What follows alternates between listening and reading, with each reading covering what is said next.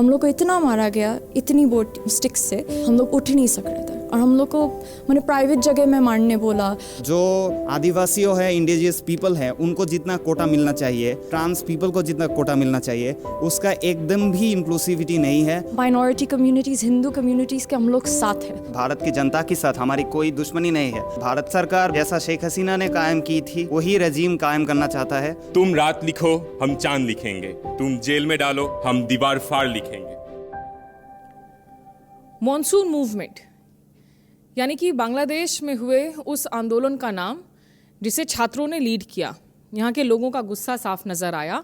हालांकि दुनिया भर में बात चली, भारत की मीडिया ने भी सवाल खड़े किए, भारत के नेताओं ने खड़े किए कि क्या ये सही में छात्रों का आंदोलन है या इसके पीछे दूसरे मुल्क जैसे कि चीन पाकिस्तान का हाथ है, अमेरिका का हाथ है। किसी ना किसी का तो षड्यंत्र होगा ही। खुद छात्र कैसे आंदोलन कर सकते हैं? बीएनपी है, जमात है, सब कुछ है, लेकिन छात्र नहीं हो सकते। बहरहाल यहाँ पर कुछ युवा छात्र हमारे साथ मौजूद हैं जो लोग बखूबी इस आंदोलन का हिस्सा रहे ढाका में और अभी भी पूरी तरीके से जुड़े हुए हैं इन प्रोटेस्ट्स के साथ में। हाय, क्या नाम है आपका? मेरा नाम है साजिद। साजिद। मैं ढाका यूनिवर्सिटी में ओरिएंटल आर्ट डिपार्टमेंट में मेरा ऑनर्स कर रहा हूँ 4th ईयर में। साजिद, जब ये पूरा का पूरा आंदोलन शेप अप हो रहा था, आप क्या पहले से ही जुड़े थे या बाद में जुड़े इसके साथ में? इसकी जब बॉइलिंग पॉइंट था एकदम शुरू से ही मुझे इसके बारे में पता था और मैं इसके साथ था।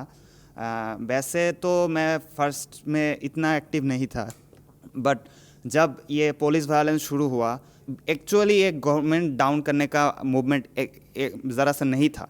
ये एक मूवमेंट था जॉब की राइट्स के बारे में। हमारे युवाओं को जो डिस्क्रिमिनेशन फेस करना पड़ता है इस फ्रीडम फाइटर कोटा की नाम पे, और जो कोटा डिस्ट्रीब्यूशन है उसमें जो एक डिस्क्रिमिनेशन है, उनमें जो आदिवासियों है, इंडिजियस पीपल है, उनको जितना कोटा मिलना चाहिए, जितना हो ट्रांस पीपल को जितना कोटा मिलना चाहिए, उसका एकदम भी इंक्लूसिविटी नहीं है। उनको लिटरली एक सर्टेन अमाउंट दिया जाता है, 1% और 2%, और पूरा का पूरा कोटा सिस्टम चल जाता है फ्रीडम फाइटर कोटास की नाम पे। और जाहिर सी बात है, हसीना की पूरा पतन के पीछे यही 30% फ्रीडम फाइटर कोटा था। बेसिकली इस 30% फ्रीडम फाइटर कोटा से शेख हसीना का एक मकसद था कि इस 30% कोटा से वो आवामी लीग की और छात्रों लीग की जो उनकी लोग हैं, उन लोगों को वो गवर्नमेंट जॉब में इंक्लूड कर सके। आपकी उम्र कितनी है? मेरा उम्र है 23। आपके परिवार से कोई फ्रीडम मूवमेंट में इन्वॉल्व था 1971 लिबरेशन वॉर में?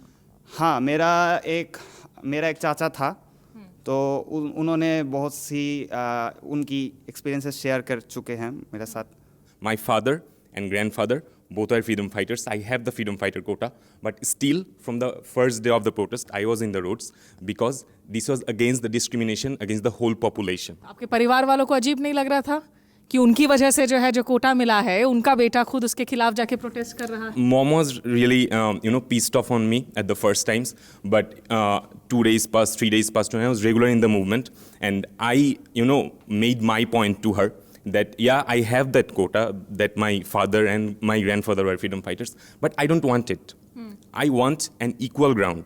Just because my father and grandfather took part in the liberation, that doesn't mean I will get a automatic, forward or advance in the job system. Because all of us, the 18 crore population and the whole student population, all of them need job. All the costs are rising up. They always try to get in the government job systems where, the amount of candidates who give the exam, every time 1 to 2% actually make it ultimately. ये बातें सुनकर ना आपको लगेगा कि शायद आप भारत की भी बातें सुन रहे हैं, क्योंकि वो दिक्कतें भारत में भी हैं।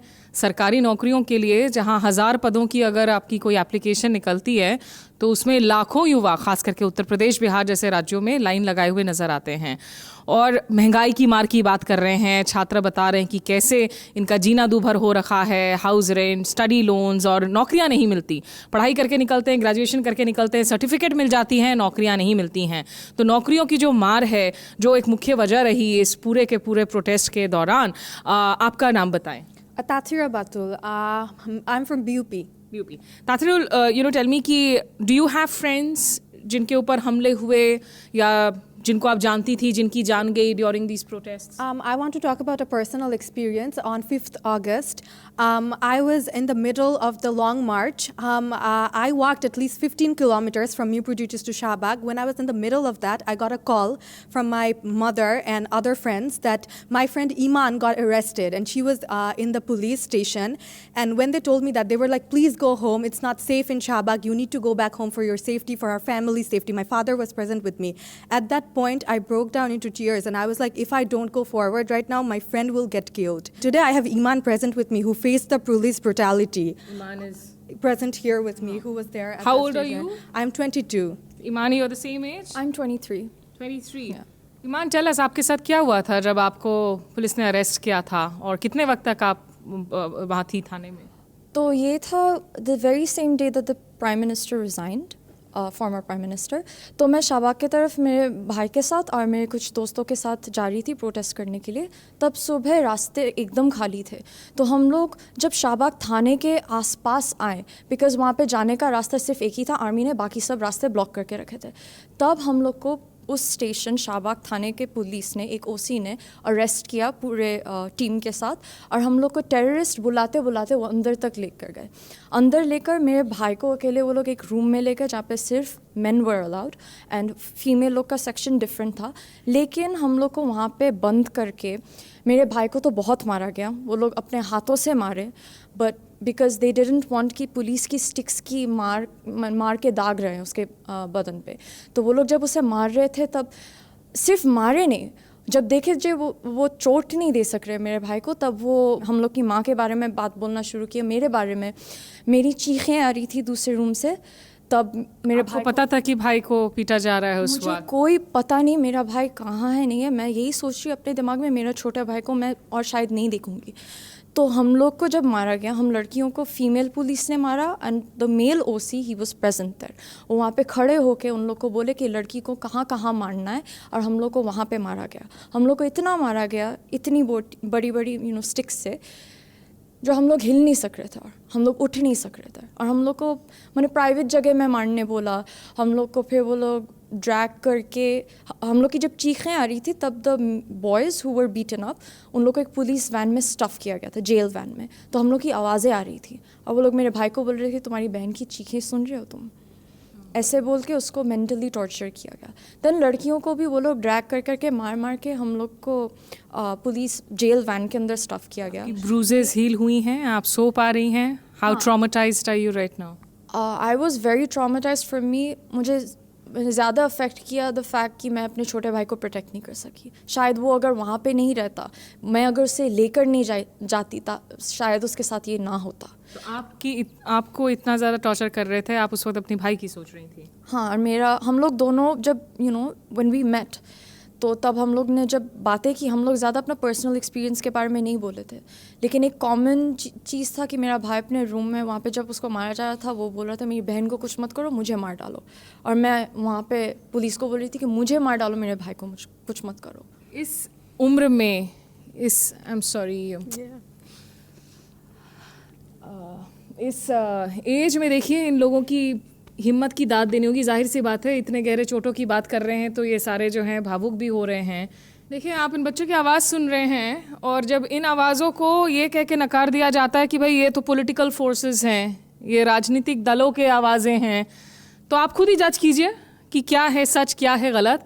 आपका क्या नाम है? My name is Fardeen. I am a fourth-year double major student at Brack University.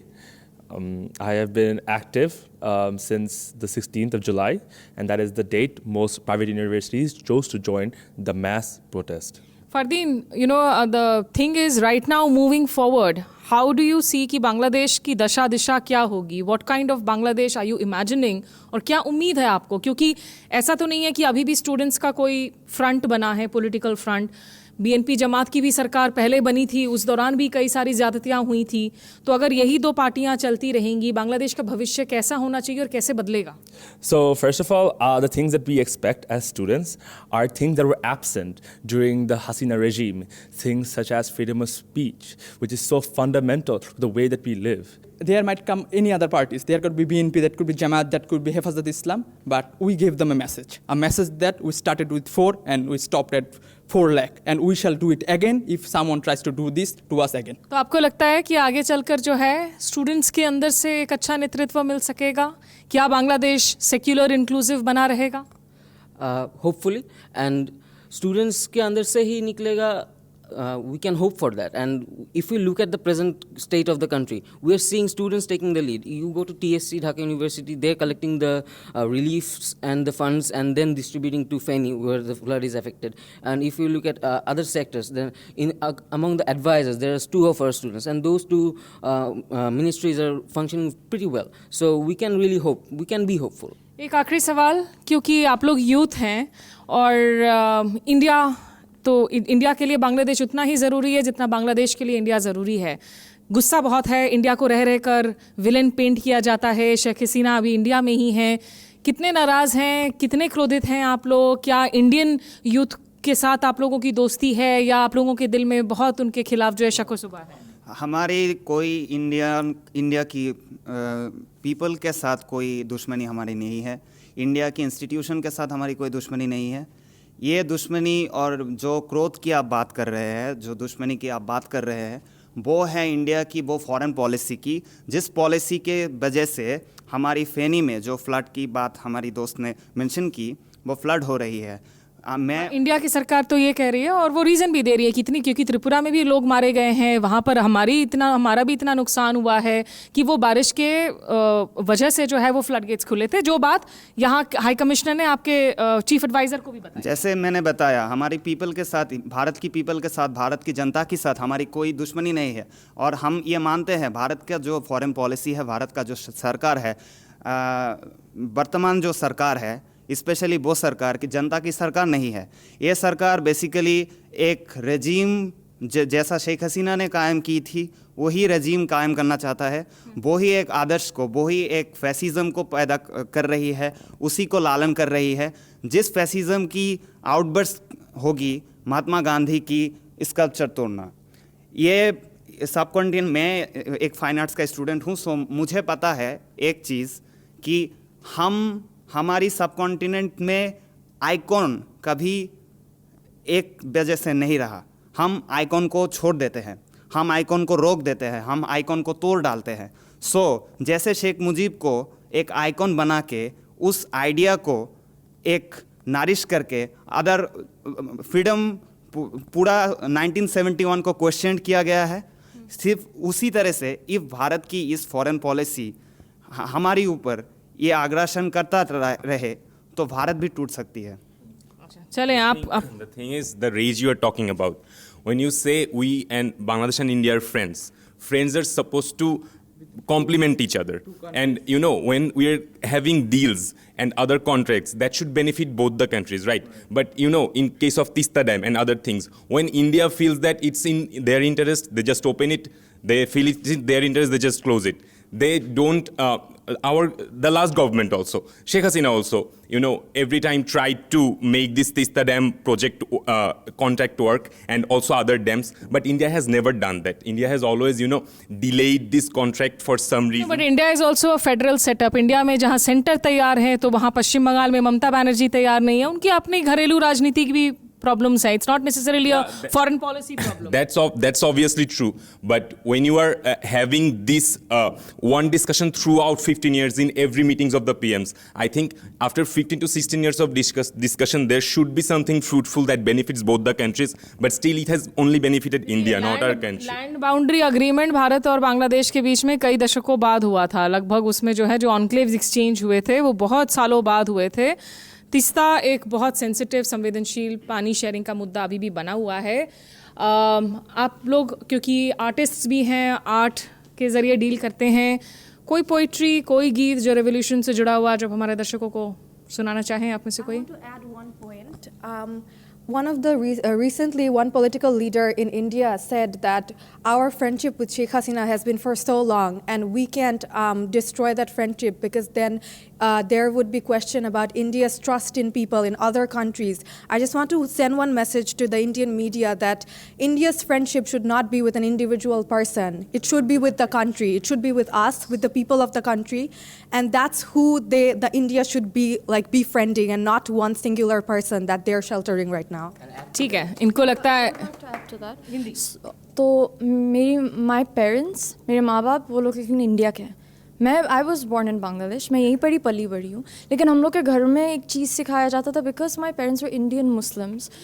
I understand कि वहाँ पे मुस्लिम कम्युनिटी क्या फेस करती है, हिंदू कम्युनिटी क्या फेस करती है। हम लोग बांग्लादेश में जो स्टूडेंट्स हैं, we believe in secularism, we believe in all of the communities. हम लोग के marginalise community, indigenous community, minority communities, Hindu communities के हम लोग साथ हैं।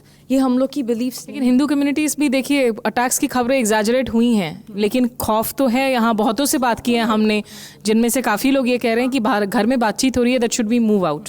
So this is not, we want people to understand that this is not a student thing. This is definitely not a student thing, and हम लोग सब students उन लोग को protect करने की कोशिश करते हैं, because I can say the same about my Indian Muslim family. I still have my khalas, my mamas, वो लोग वहीं पर ही रहते हैं। बातें बहुत हो गई, अंत में किसी की तरफ से कोई पोइट्री या कोई रेवोल्यूशन का गीत? क्योंकि आप लोग इंडिया से हैं, I think during this whole movement one poem from someone Indian during the JNU movement that was सब कुछ याद रखा जाएगा, वो हमारे आंदोलन में भी आया। हमने उसका बांग्ला ट्रांसलेशन की, and throughout the movement we have done that poetry. So yeah I think मैं हिंदी वाला ही थोड़ा सा सुना देता हूँ। तुम रात लिखो, हम चांद लिखेंगे, तुम जेल में डालो, हम दीवार फाड़ लिखेंगे, तुम फिर लिखो, हम हैं तैयार लिखेंगे, तुम हमें कातिल कर दो, हम बन के भूत लिखेंगे, तुम्हारे कातिल के सारे सबूत लिखेंगे, और तुम अदालतों से बैठकर चुटकुले लिखो, हम सर को दीवारों पे इंसाफ लिखेंगे, बहरे भी सुन ले, इतनी जोर से बोलेंगे। और आखिर में जो कहना चाहूँगा, one of our poems from 1971 that was towards the Pakistani regime, and our students have proved that in this country, in the land of liberation war, no one can do fascism. So if someone wants to, hindrance our development and stop Bangladesh from going forward and stop our democracy, তাদের জন্য বাংলা একটা line, তুমি আমার আকাশ থেকে সরাও তোমার ছায়া, তুমি বাংলা ছাড়ো। Thank you. क्या बात है, तो सब याद रखा जाएगा, और ये क्रांति जो है आगे चलकर ये इससे इतिहास की कौन सी इमारत बनेगी, वो इमारत पक्की होगी, कच्ची होगी, ये तो वक्त बताएगा। लेकिन फिलहाल इन सारे स्टूडेंट्स को आपने सुना, साफ गोई से इन्होंने बात रखी, भारत को भी संदेशा दिया। आपका हमारे साथ जुड़ने के लिए बहुत शुक्रिया। नमस्कार, आदाब।